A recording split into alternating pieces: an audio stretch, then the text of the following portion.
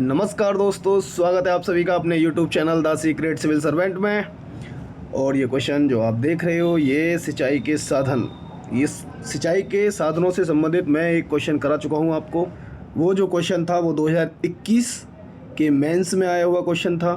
और ये जो क्वेश्चन है ये आपका 2020 के मेंस का क्वेश्चन है। ठीक है, लॉन्ग क्वेश्चन है, क्वेश्चन नंबर 16, मतलब इसकी रैंकिंग थी उस समय आने की।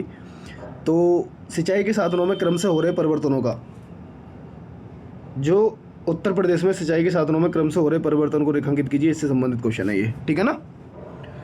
और वो जो क्वेश्चन था जो 2021 के मेंस का क्वेश्चन था वो था कि कृषि के साधन उत्तर प्रदेश में वो बताने थे और कृषि विकास में सिंचाई की क्या भूमिका है वो बतानी थी। ठीक है। तो अब ये क्वेश्चन उससे थोड़ा अलग है। ये है कि सिंचाई के साधनों में क्रम से हो रहे परिवर्तनों को रेखांकित करना है ना। तो वहाँ जो सिंचाई के साधन आपने देखे थे वही आपको यहाँ नोट करने हैं, लेकिन इसके प्रस्तुतिकरण का तरीका चेंज हो जाएगा। जब आपके पास कंटेंट रहता है वही सेम, लेकिन जो क्वेश्चन ने पूछा है, जो क्वेश्चन का निर्देश है उसके अकॉर्डिंग हमको आंसर देना होता है। तो वही आप देखोगे अब। ठीक है। उत्तर प्रदेश में कृषि क्षेत्र की उत्पादकता और स्थिरता, थोड़ा इसको पतला कीजिए, के लिए सिंचाई के साधनों का विकास अत्यंत महत्वपूर्ण है। समय के साथ साथ सिंचाई के साधनों में कई महत्वपूर्ण परिवर्तन और प्रगति हुई जिसने प्रदेश की कृषि अर्थव्यवस्था पर गहरा प्रभाव डाला। इंट्रोडक्शन हो गया, क्योंकि फॉर्मेट तो हमारा ABC रहेगा, तो इंट्रोडक्शन हमने कंप्लीट कर लिया। ठीक है। सिंचाई के साधनों में क्रम से परिवर्तन को निम्न प्रकार से देख सकते हैं, क्योंकि मेन बॉडी पार्ट तो आपका यही था कि सिंचाई के साधनों में जो परिवर्तन हैं वो रेखांकित करने थे। तो इस तरीके से हमने देखा कि दो तरीके से उसे हमने बांट लिया कि औपनिवेशिक उत्तर प्रदेश और स्वतंत्रता के बाद उत्तर प्रदेश में। क्योंकि सिंचाई के साधन जब हम अंग्रेज़ों के गुलाम हुआ करते थे, 1947 में देश आज़ाद हुआ है ना, तो उत्तर प्रदेश में जब आप देखोगे तो उससे पहले क्या साधन हुआ करते थे और स्वतंत्रता के बाद उत्तर प्रदेश में क्या साधन में परिवर्तन आया वो देखेंगे। तो पहली हेडिंग हमने डाल ली औपनिवेशिक उत्तर प्रदेश में। ठीक है। तो उसमें दिखाया पारंपरिक विधियाँ कौन कौन सी थी। कुएं, तालाब, रहट, वर्षा जल, बावड़ी, कहीं कहीं नहरें आदि। अच्छा, इनमें से कई तो हमने नहीं देखे। देखो, कुएं देखे, तालाबों से भी देखा ना, तो ये वाला देखा सिस्टम है ना। वर्षा जल से भी मान सकते हो देखा। नहरें तो बिल्कुल ही लेटेस्ट अभी भी है। बावड़ी है ना, बहुत पुराने लोगों ने देखा होगा ये सब। पर ये पारंपरिक विधियाँ हुआ करती थी। अब स्वतंत्रता के बाद हमने इसको 3 पार्टों में बांटा कि स्वतंत्रता के बाद उत्तर प्रदेश में सिंचाई के जो साधन थे उनमें कैसे परिवर्तन हुआ। 1947 से 70, 1970 से 90 और 1990 से वर्तमान तक, ये 3 पार्ट रहे आपके कि यहाँ कैसे परिवर्तन हुआ उसे देखते हैं अब। ठीक है। तो स्वतंत्र भारत में पारंपरिक साधनों में परिवर्तन के साथ प्रौद्योगिकी दक्षता आधारित साधनों में बढ़ोतरी हुई।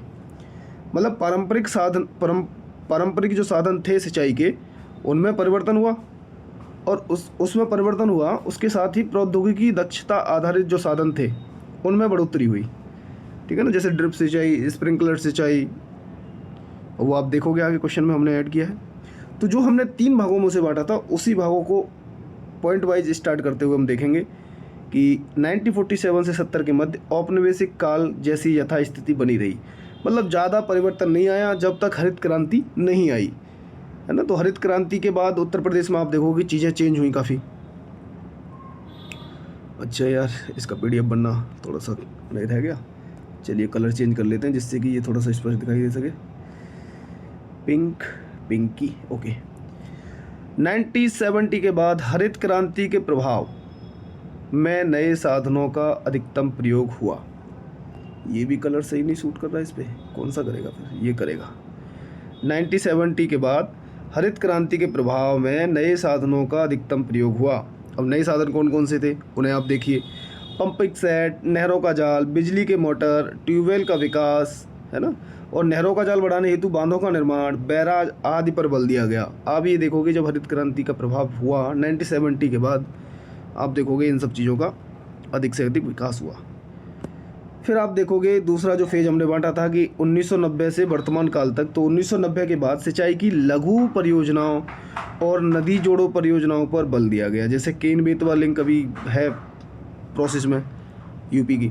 सोलर पंपों के प्रति बढ़ता आकर्षण, अब भारत के लेवल पे आप देखोगे तो पीएम कुसुम योजना चलाई गई थी ना, सोलर पंपों के प्रति बढ़ता आकर्षण तथा ड्रिप और स्प्रिंकलर जैसी आधुनिक सिंचाई तकनीकों का बढ़ता प्रयोग, ठीक है ना। तो ये आप बता दिए। तो यहाँ तक हम बता चुके, जो क्वेश्चन की डिमांड थी उसके अनुसार हम जा चुके लगभग, है ना। उसके बाद देखेंगे कि यूपी सरकार के कुछ प्रयास बताओ कि इसमें यूपी सरकार चाहे सेंट्रल गवर्नमेंट के साथ मिलकर के कर रही हो, चाहे खुद की उसकी निजी योजनाएं हो, है ना। तो कौन कौन सी योजनाएं हैं गवर्नमेंट की जो सिंचाई में काम कर रही हैं। प्रधानमंत्री कृषि सिंचाई योजना के तहत सूक्ष्म सिंचाई विधियों को बढ़ावा दिया जा रहा है, हर खेत को पानी। और एक और आपने सुना होगा पर ड्रॉप मोर क्रॉप, है ना, पर ड्रॉप मोर क्रॉप। नाबार्ड के माध्यम से सिंचाई परियोजनाओं के लिए वित्तीय सहायता प्रदान की जाती है, ठीक। यूपी लघु सिंचाई योजना 2024, जिसके अंतर्गत फ्री बोरिंग योजना, है ना। चलिए ये प्रयास देख लिए सरकार के। उसके बाद हमने देखा कि क्या चुनौतियां हैं अभी भी और उसके क्या समाधान हो सकते हैं। तो इसको हम ऐसे भी डाल सकते थे कि पहले अलग से चुनौतियां बता देते, फिर समाधान मतलब आगे की राह में उसको बता देते, क्योंकि जब भी चुनौतियां बताओगे तो समाधान के रूप में आगे की राह में आप पॉइंट दे सकते हो। इस बार मैंने इसमें क्या काम किया कि चुनौतियाँ इधर बता करके उसका समाधान इधर बताया है, ठीक है। जल संकट, भाई चुनौतियाँ सिंचाई के साधनों में आप देखोगे तो जल संकट तो है ही। तो जल संकट से समाधान कैसे होगा, सतत जल प्रबंधन और पुनर्भरण तकनीकों को अपनाना आवश्यक है जल संकट से अगर आपको निपटना है, ठीक है। ओके, नेक्स्ट आप देखोगे नहर प्रणाली की समस्या। नहर प्रणाली की समस्या, अगर नहर प्रणाली की समस्या है तो इसको कैसे निपटोगे। इसके लिए नियमित मरम्मत और उन्नयन की आवश्यकता है, ठीक। चलिए फिर आ गया चमकदार पेज अपना। जागरूकता की कमी। अब जागरूकता की कमी क्या है सिंचाई प्रणाली में, क्या है भाई, वर्षा जल संचयन से संबंधित जागरूकता की कमी ज़्यादातर है, या फिर एक्स्ट्रा वेस्ट जो करते हैं हम पानी को, है ना। जैसे हमने पिछले क्वेश्चन में बात करी थी, समरसेबल बहुत ज़्यादा हो गई है, आज तो गांव में भी हो गई हैं, तो वाटर लेवल बहुत डाउन चला गया है, क्योंकि फालतू का पानी बहुत बर्बाद करते हैं, है ना, भूमिगत जल जो है। तो जागरूकता की कमी। अब इसका समाधान क्या हो सकता है कि किसानों को आधुनिक सिंचाई तकनीकी को प्रति जागरूक करना और उन्हें प्रशिक्षित करना जरूरी है। ये समाधान बता दिए। ये थोड़ा सा डिफरेंट किया है ना, वरना पहले चुनौतियाँ बताता था, उसके बाद आगे की राह उन्हीं चुनौतियों के समाधान के रूप में बता देते थे। इस बार जो हमने चुनौतियाँ रखी उनका समाधान उनके सामने ही बताते हुए चले, ठीक है। तो उसके बाद इसे हम कंक्लूड कर देंगे। और कंक्लूजन क्या है आपका, इस प्रकार उत्तर प्रदेश में सिंचाई के साधनों में हुए परिवर्तनों ने कृषि उत्पादकता को बढ़ाने में महत्वपूर्ण भूमिका निभाई है। हालांकि जल संसाधनों के स्थायी उपयोग के लिए सतत प्रयासों और नीतियों की आवश्यकता है। ये आपका कंक्लूजन हो गया, ठीक है। अच्छा, इस कंक्लूजन में आप क्या ऐड कर सकते थे अगर SDG से मैच करना है, तो SDG 2 जीरो हंगर, सिंचाई के साधन बढ़ेंगे, कृषि उत्पादकता बढ़ेगी। पिछला क्वेश्चन आपने देखा ही था, सिंचाई से संबंधित कृषि विकास में कैसे भूमिका होती है सिंचाई के संसाधनों की, है ना। तो जीरो हंगर में काम करेगा। SDG 6 सभी के लिए स्वच्छ जल और स्वच्छता सुनिश्चित करना, इससे भी आप रिलेट कर सकते हो। किसानों की इनकम डबल का टारगेट। और देखो आप जो भी आपको पता चला करे, आप जो है कमेंट सेक्शन में ज़रूर लिखा करो कि इसमें कौन कौन सी चीज़ ऐड कर सकते हैं। जैसे एक है हमारी स्टूडेंट जुड़ी हुई हैं छवि तिवारी जी, डेफिनेटली तुम सेलेक्ट होगी, एक ना एक दिन देख लेना, इस साल नहीं तो अगले साल, क्योंकि तुम्हारा अप्रोच बहुत बेहतरीन है आंसरों की लिखने की। और काफ़ी लोग हैं ऐसे। अब देखो कमेंट में जब चीज़ें आती हैं तभी तो एक एहसास होता है उस चीज़ का।